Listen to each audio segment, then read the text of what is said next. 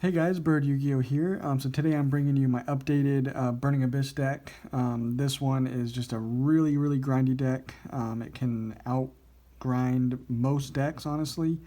Whether or not it can beat them, it's kind of up in the air. But this version actually plays a lot of hand traps because I feel you do need those to compete against the meta. And it seems to be doing pretty good for me. So yeah, let's get right into it. Make sure, of course, if you're not subscribed, to do so. And yeah, starting off with our Burning Abyss monsters. 3 Graph. When this is sent to the grave, you'll be able to just special summon a Burning Abyss from your deck. We play 3 Sir. This one is going to be targeting a Burning Abyss in your graveyard and special summoning it. Both of those are extremely good. 3 Skarm. This, during the end phase that it's sent to the grave, you can just search any level 3 Dark Fiend type monster. So these are the ones I play 3 of. I'm fine seeing these in every opening hand, especially Graph. We play 2 Farfa. This is, of course, just a good interruption through Beatrice, and it's also just a good card to have in general. And then for the one-ofs, we're playing the 1 Libic. You could potentially play 2, but I didn't want to have too high of a count. But since we do have a decent amount of Burning Abyss, you're usually going to have one in hand that you can special summon off of this. And the really good thing is its effects are negated. So if you have another non-Burning Abyss monster, these will not destroy themselves if you use Libic. So Libic is really good. Alec is actually just okay. You just target a face-up monster on the field and negate its effects when it's sent to the grave. So it's another interruption off of Beatrice, but it comes up every now and then. And then Barbar is really nice for that burn damage. And also it's a really nice high attack. Burning Abyss card, 1700 attack. And then for our normal summon, which of course if you're opening any of these, you can normal summon them so that you can get their graveyard effect off. But then a true normal summon, 3 Tour Guide, and then we also play 3 Fiendish Rhino Warrior. They're both really good to open. Fiendish Rhino is not really good going second, because say you're playing against a deck that plays Goes and Match, and you normal summon this, you're done. It's really hard to play after that. So yeah, it's good, unless you're playing against Goes and Match, basically. But yeah, that's kind of our pseudo Burning Abyss cards. And then we're also playing the Phantom Knight little engine. So we're playing the 1 Silent Boots and the 1 Ancient Cloak. Just some more level 3s with Rusty Bardich. You of course get your searches of the trap card, Fogblade. So those are really nice. And then play the 1 Fairy Tale Snow. It's another normal summon or just a card that you can mill off of Dante. And it's of course really good, especially late game. That's all of our engine monsters basically. And then for our hand traps, playing 3 Ash, 3 Effect Veiler, 3 Ghost Ogre, 3 Drone Lockbird, 3 Infinite Impermanence, and 2 Ghost Bell. So this is not a 40 card deck, so I definitely felt comfortable playing this many. But yeah, like I said, against the meta and against a lot of the competitive decks right now, or even at locals, you need a lot of hand traps, and these are all extremely good. Of course, if you have Nibiru, which I still don't have that for some reason, I will pick one up eventually, but that's about the only one that I don't play. But yeah, this is what I have for now, and these all come up. Ghost Ogre is actually really good right now, but they're all good. Again, it's not a 40 card deck, so I felt comfortable playing this.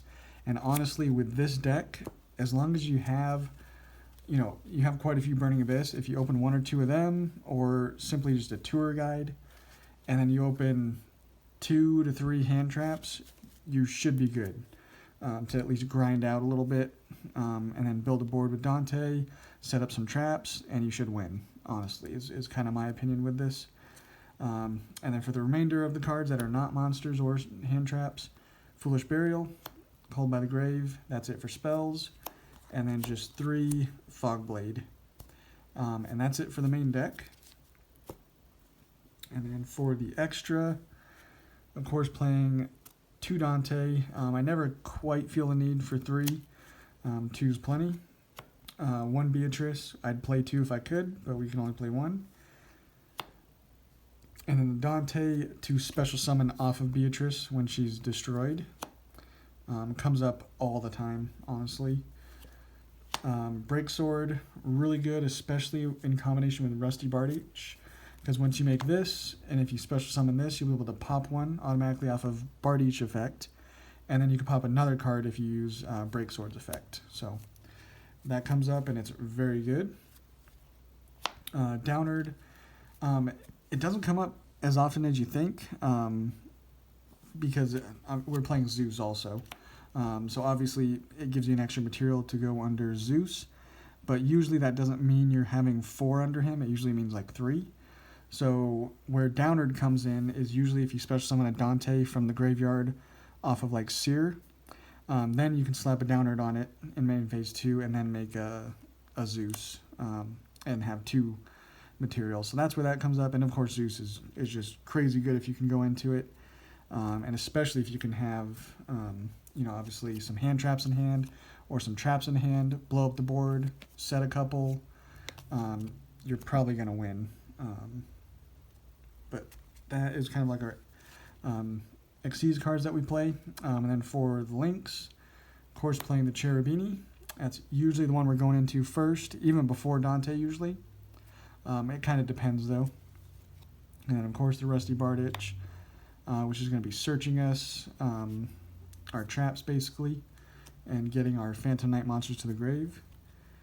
Play Dark, the Dark Charmer. This one comes up quite a bit, allows you to special summon a Dark from your opponent's graveyard, and then obviously you can then use that to extend into Rusty Bardiche or any of your other links. I play IP Masquerena. In this deck it comes up actually quite a bit. Very, very good. And then we play the Nightmare Phoenix and the Unicorn for kind of going second, and then also you can do IP Masquerena into Unicorn on your opponent's turn for a really nice interruption. And then my two best friends in most of my extra decks, Appaloosa and Borrelsword Dragon, they come up, especially in this deck. They are very good, and you can go into them really whenever you want to, for the most part. But yeah, that is my updated Burning Abyss deck. As you saw, it plays a lot of hand traps. It's never been an issue, to be honest. Because, imagine you have a starting hand of 5 hand traps. Chances are one of them you're going to be able to set if it's an imperm. But then, your opponent's really not going to do much if you have that many hand traps. So, and what I've been seeing through testing is you're opening usually with 2 or 3, usually 2 hand traps, and then a couple of Burning Abyss, and another random card, and it works out perfectly. You can go into your plays. If you're disrupted, then you can kind of pass on something, even like with just a Dante pass, and then usually even there you can outgrind, because of course you have your 2 hand traps that you have in hand. So yeah, I think it works very well. Let me know what you guys think, and we'll catch you on the next one.